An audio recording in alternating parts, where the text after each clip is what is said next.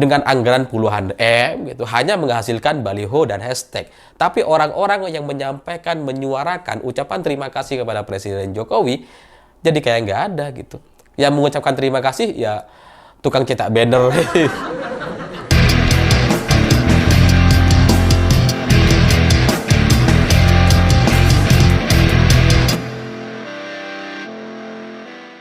Selamat malam semuanya. Beberapa hari jelang Presiden Jokowi lengser, hari ini sudah mulai bertebaran ucapan terima kasih Jokowi. Oh iya. Di berbagai tempat gitu. Kayak kita itu kayak lagi diteror gitu. Di jalan-jalan, di pinggir-pinggir jalan ada bannernya terima kasih Jokowi. Di Twitter ada juga terima kasih Jokowi. Di berbagai platform sosial media muncul tulisan-tulisan terima kasih Jokowi. Ya, sebagai masyarakat yang menjunjung tinggi adat budaya Nusantara atau adat budaya ketimuran gitu ya, ini bagus-bagus saja. Mengucapkan terima kasih itu emang budaya kita. Saya juga akan menyampaikan hal yang serupa. Tapi itu nanti setelah Presiden Jokowi sudah benar-benar selesai. Kalau sekarang kan masih belum gitu ya. Nantilah saya ucapkan. Tapi dari sekian banyak baliho-baliho yang ada, ini ada satu yang janggal nampaknya gitu karena kemudian mengundang banyak sekali pertanyaan. Ada banyak sekali banner yang dibuat oleh Projo gitu ya. Ini menimbulkan pertanyaan karena yang diucapkan terima kasih hanya Pak Jokowi. Tapi ketika mereka mengucapkan selamat bekerja itu lengkap capres dan cawapresnya yaitu Prabowo dan Gibran. Ini kan agak janggal gitu. Kenapa yang diucapkan terima kasih hanya Pak Jokowi sendiri tanpa Kiai Ma'ruf Amin, sementara ketika mengucapkan selamat bekerja itu lengkap dengan wapresnya. Ini relawan Projo ini kayaknya tidak memandang Ma'ruf Amin sebagai elemen yang penting di negeri ini gitu. Ya karena kalau mengucapkan selamat kepada Pak Jokowi, Jokowi saja misalkan, ya Prabowo saja gitu supaya adil dan berimbang. Tapi kalau Prabowo dengan Gibran, Jokowi hanya sendirian, kan seolah-olah menunjukkan bahwa selama 5 tahun terakhir ini kita nggak punya wakil presiden. Ya meskipun memang Kiai Ma'ruf Amin tidak terlalu dilibatkan dalam 5 tahun terakhir ini, tapi kan apa susahnya sih ngucapin terima kasih gitu.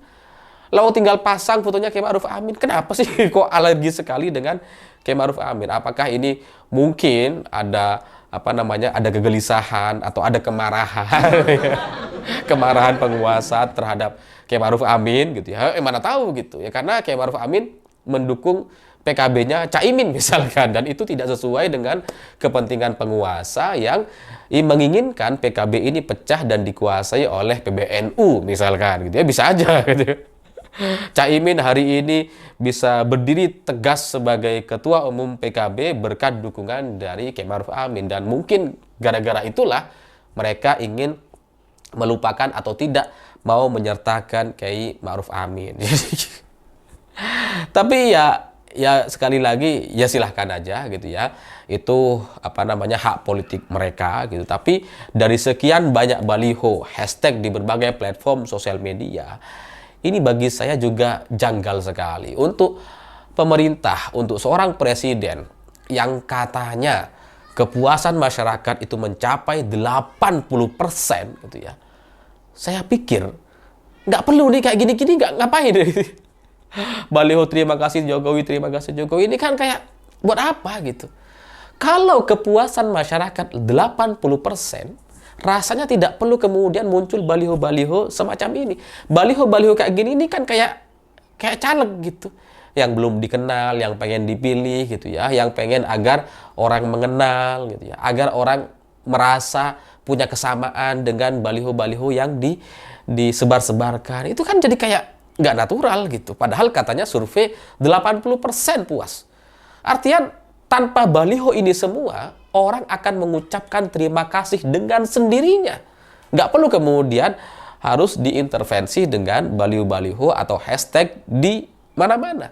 Tapi ya sekali lagi, uang-uang mereka ya terserah mereka saja gitu. Hanya kemudian muncul satu cerita karena di X atau di Twitter itu katanya kan Tempo itu mengajukan proposal pencitraan Presiden Jokowi dan kemudian ditolak sama ditolak sama Istana atau Pak Jokowi. Makanya kemudian Tempo marah dan bikin bocor alus menyerang Presiden Jokowi. Itu klaim dan cerita di X gitu. Tapi semua klaim cerita yang disampaikan oleh buzzer-buzzer pro Jokowi ini kemudian tidak sesuai dengan pengakuan Budiari gitu. Karena Budiari dalam media yang sama, di berbagai media mainstream, Budiari mengatakan bahwa ya memang dirinya mengerahkan anak buahnya untuk mengucapkan terima kasih kepada Pak Jokowi. Termasuk salah satunya adalah hashtag di X atau di Twitter tadi. Dan muncul juga baliho-baliho gitu ya, yang diinisiasi atau dibuat oleh Projo gitu. Itu kan ya diakui oleh Budiari itu memang dikerahkan katanya. Jadi ini kan ada dua cerita yang saling bertolak belakang. Yang satu sesama pro Jokowi gitu ya.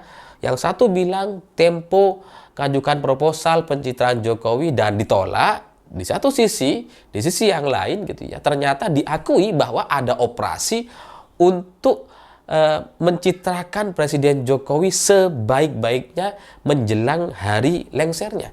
Dan ya meskipun katanya anggarannya kecil, cuma puluhan miliar gitu ya. Ya, tapi kan tetap aja banyak gitu ya. Jadi, dari dua cerita ini, mana yang benar gitu?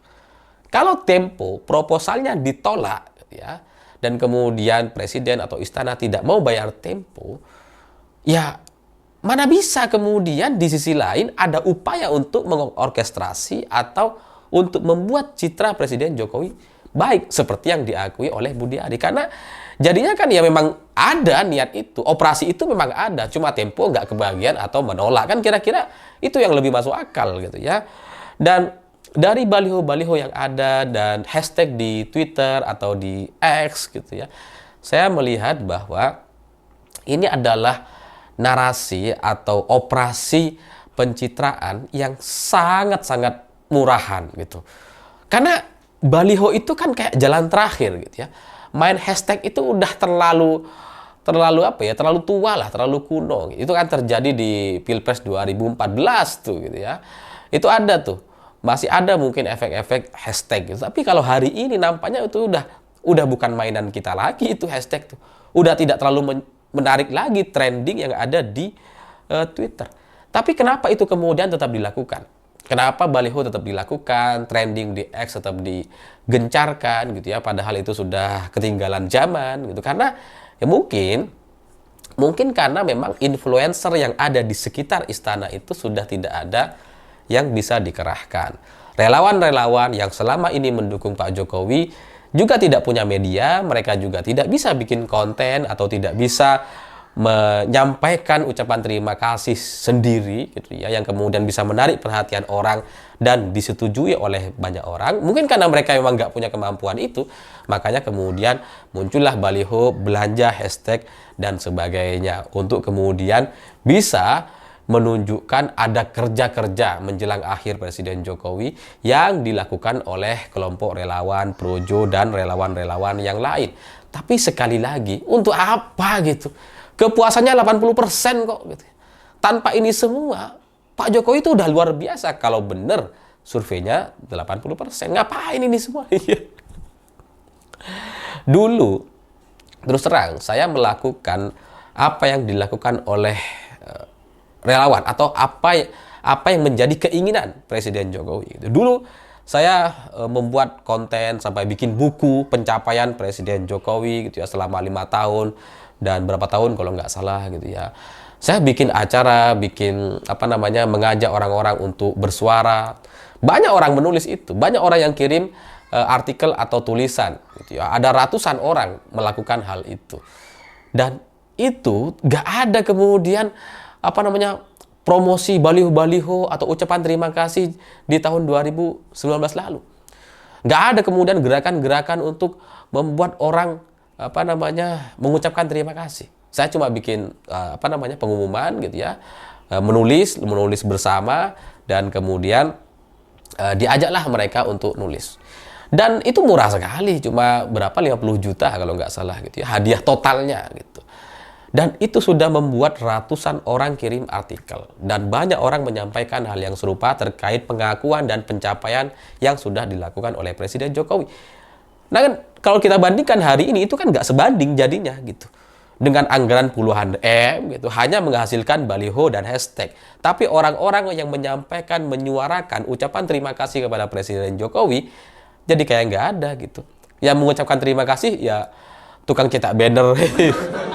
Bukan orangnya gitu, nggak ada narasi, nggak ada cerita-cerita yang disampaikan. Jadi ya itulah perbedaannya gitu. Kalau memang survei Presiden Jokowi itu 80%, mestinya nggak perlu ada ini. Dulu saya pernah melakukan tanpa perlu dibayar gitu. Dulu bisa kita lakukan tanpa perlu orkestrasi atau anggaran puluhan miliar seperti sekarang. Tapi hari ini diperlukan anggaran miliaran hanya untuk sebatas memunculkan banner-banner dan hashtag di berbagai platform sosial media. Jadi, ya itu bedanya, sehingga menarik untuk kita pertanyakan apakah benar kepuasan masyarakat itu 80%. Jangan-jangan itu juga hanya dipompa atau karbitan. Saya pikir itu. Terima kasih sudah menonton. Begitulah kura-kura.